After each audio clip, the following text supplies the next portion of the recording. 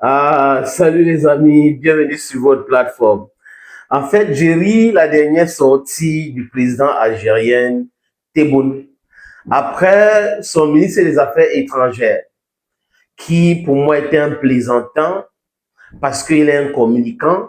Et c'est pas quelqu'un qui vient dire des choses, la vérité, fait son mea culpa, se dit on se trompait et on va corriger nos erreurs. Non, ce sont des gens qu'on appelle en anglais unrepented criminals. Je comprends les gens aujourd'hui qui traitent Tebboune comme le parent du terrorisme international. Les amis, ce n'est un secret de polichinelle. Monsieur Tebboune abrite les bases des rebelles Touaregs, des terroristes de Jenin en Algérie. Monsieur Tebboune était impliqué du bout en bout de cette planification de la destruction du Mali le 25. Donc on peut dire sans se tromper qu'il a le sang entre ses mains, le sang malien. Parce que Sadio Camara qui a été assassiné, froidement assassiné avec un camion citerne bourré des explosifs à sa résidence, c'est le travail de la France, de l'Algérie, de la Côte d'Ivoire, de la Mauritanie, de l'Ukraine. Donc tous ceux qui sont impliqués dans ces événements-là sont responsables des morts maliennes. Donc, si on était dans un monde normalement constitué, ces gens-là devraient répondre de leurs actes.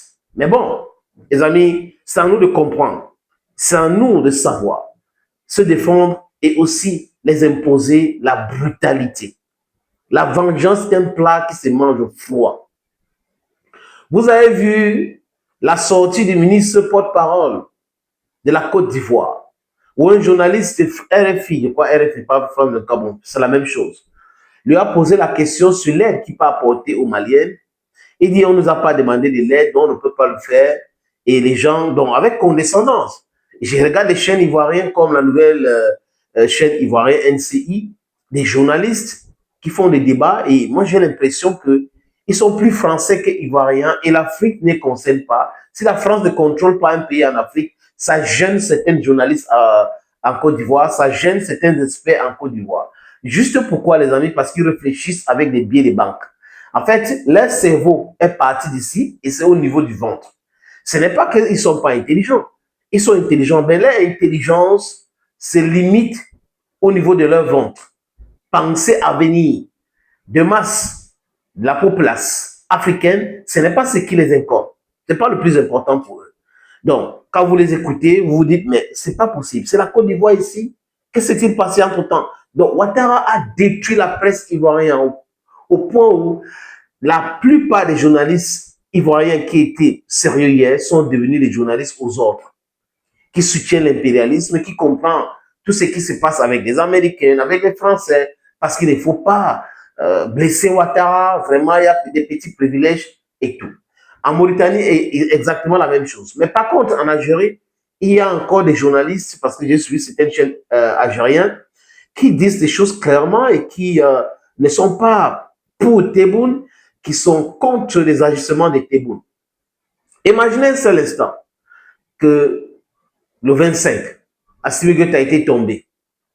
Les terroristes de Génie, des voyous, des bandits, des Touaregs d'Azawad, parce que c'est quelque chose d'imaginaire. Les Touaregs sont des gens dignes, ils sont au Mali, ils sont intégrés, ils sont avec... C'est des Maliens. Et ils n'ont pas mandaté ces voyous-là que la France casse. Parce que la France fait la promotion du terrorisme au Mali avec les terroristes que France 24 prend sur ses plateaux, TV5 Monde prend, tout le monde prend ces gens-là.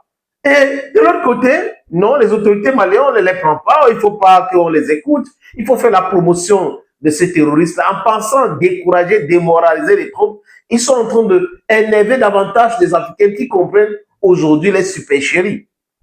Maintenant, les amis, Tebboune, Tebboune, Tebboune, le président algérien, honte à vous, monsieur Tebboune. Vous êtes le parent du terrorisme au Mali et dans le Sahel. Les faits sont là. Tout le monde sait que les bases aériennes, arrière des Touaregs rebelles, bandits, voyous, terroristes sont en Algérie. une partie en Mauritanie. Donc, les amis, quand on dit ici que l'Algérie est responsable de ce qui se passe, ou la Mauritanie, c'est avec les preuves. Quand on dit ici que la Côte d'Ivoire est responsable, c'est avec les preuves. Et ces preuves-là, le président du Mali, le ministre des Affaires, Abdoulaye Diop, du Mali, le premier ministre, Abdoulaye Maïga, a déjà étalé ça aux Nations Unies, dans les conférences de l'AIS, dans les interviews. En maintes reprises, ils ont déjà dit, est-ce qu'il y a eu démenti formel construit sur la base de la réalité? Non. Ce n'est que des élucubrations où on va poser la question à un ministre en Côte d'Ivoire, il va balayer cela, on ne va pas parler de ça, parce que c'est la vérité. Salut, bienvenue sur votre plateforme. Ici votre humble serviteur, l'homme le plus noir de la terre et fier de l'être. Si vous êtes ici, c'est la bonne adresse. Les amis, abonnez-vous, abonnez-vous, abonnez-vous, abonnez-vous humblement. Le président algérien dit quoi? Il dit que il veut renouer le dialogue avec le président Assimi Goïta. C'est comme si j'ai mal à la tête. Donc, Tebboune veut renouer le dialogue avec Assimi Goïta. Assimi Goïta qui voulait tuer le 25 avec la France, la Côte d'Ivoire et la Mauritanie. Et Zelensky dans l'Ukraine. Comme Assimi Goïta n'est pas mort, il veut renouer le dialogue avec lui. Non, non, monsieur Tebboune. Il n'y a pas de dialogue possible entre le Mali et vous. Imaginez un seul instant. Je convoque le bon sens de ceux qui me suivent.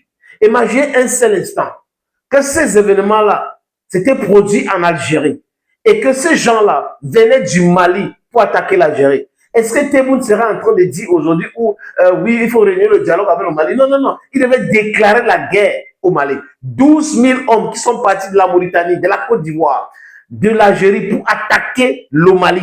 Non, il devait déclarer la guerre, il devait faire la guerre. Mais, désolé les amis, comme ça n'a pas marché, comme ils ont échoué lamentablement, horriblement les amis, ils veulent renouer le dialogue avec Assimi Goïta. Je suis sûr, il fait confiance à Assimi Goïta. Il ne va pas accepter cela parce que c'est un piège. Tebboune ne veut pas négocier. Tebboune veut que Assimi Goïta discute avec les terroristes, dialogue avec les terroristes. De l'autre côté, chez lui en Algérie, il refuse toute discussion avec les sécessionnistes. Il refuse toute discussion avec les terroristes. Mais c'est au Mali qu'il faut discuter avec les terroristes. C'est au Mali qu'il faut accepter partager le pouvoir avec les terroristes. C'est quand même incongru.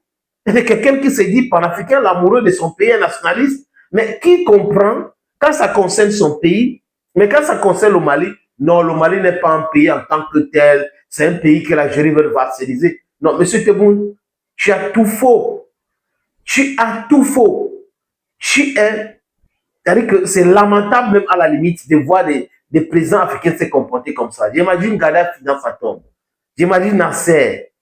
C'est incroyable qu'un président algérien sponsorise le terrorisme au Mali, cherche à assassiner le président malien.